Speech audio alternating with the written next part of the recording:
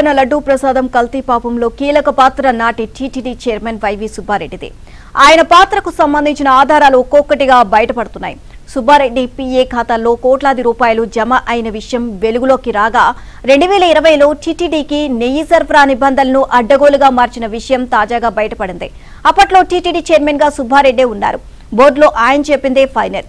అప్పటి ముఖ్యమంత్రి జగన్ కు ఆయన సమీప బంధువు కావడంతో ఎవరు ఎదురు చెప్పలేని పరిస్థితి. అస్మదీయ కంపెనీలకు టెండర్లు కట్టబెట్టడానికి టీటీడీ చైర్మన్ హోదాలో ఆయనే నిబంధనలు మార్పించారు. టెండర్లలో పాల్గొనే డైరీల అర్హతలను తగ్గించారు. కనీసం 3 ఏళ్ల డైరీ నిర్వహించి ఉండాలి అని పాత నిబంధన ఉండగా దాన్ని ఏడాదికి తగ్గించారు. కనీసం ఏడాది పాటు డైరీ ప్రతిరోజు 4 లక్షల లీటర్ల ఆవు పాలు సేకరించడంతో పాటు 8 టన్నుల ఆవు పాల ఫ్యాట్, నెయ్యి ప్రాసెస్ కెపాసిటీ కలిగి ఉండాలని పాత నిబంధనలు ఉండగా ఈ రెండింటిని పూర్తిగా తొలగించారు. డైరీ ఏడాది టర్నోవర్ను 250 కోట్ల నుంచి 150 కోట్లకు తగ్గించేలా చేశారు. ప్రస్తుత టీటీడీ ఈవో అనిల్ కుమార్ సింఘాల్ అప్పుడు కూడా ఈవోగా ఉన్నారు. నెయ్యి సరఫరా వ్యవహారంలో నిబంధనల మార్పు విషయంలో ఆయన మౌన ముద్ర దాల్చారు. సిఫార్సులకు ఆమోదం తెలిపారు. అంతిమంగా సుబ్బారెడ్డి మాటే నెగ్గింది. నిబంధనల సడలింపు ఫలితంగా ఊరు పేరు లేని అనామక డైరీలు శ్రీవారి ప్రసాదం తయారీకి కల్తీ నెయ్యి సరఫరా చేసి అపవిత్రం చేసేశాయి.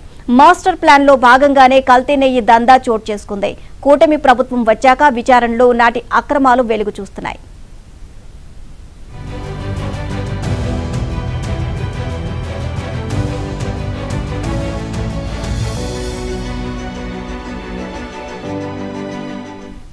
కల్తీ నెయ్యి సరఫరా విషయంలో అప్పటి టీటీడీ చైర్మన్ వైవి సుబ్బారెడ్డి, పాలక మండలిలో కొందరు సభ్యులు ఒత్తిడి తెచ్చారని టీటీడీ మాజీ ఈవో ఏవి ధర్మారెడ్డి సిట్ అధికారులకు చెప్పినట్లు తెలిసిందే.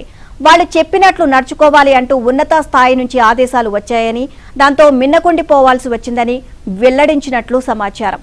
ఈ విషయం టీటీడీ ప్రొక్యూర్మెంట్ విభాగంతో పాటు జవహర్ రెడ్డికి కూడా తెలుసు అని స్పష్టం చేశారు అని తెలిసింది.